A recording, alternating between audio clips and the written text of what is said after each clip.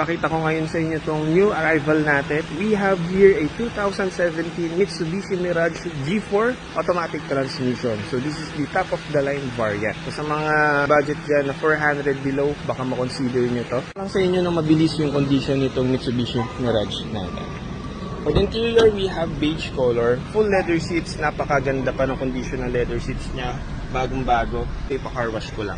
Then it has a 59,000 mileage for this 2017 Mitsubishi Mirage. So ito yung itsura ng dashboard niya. Naka touchscreen na rin siya. And then push start button siya since this is a GLS or the top of the line variant. Sa likod, napakaluwag din ng likod. Tamang-tama pang family.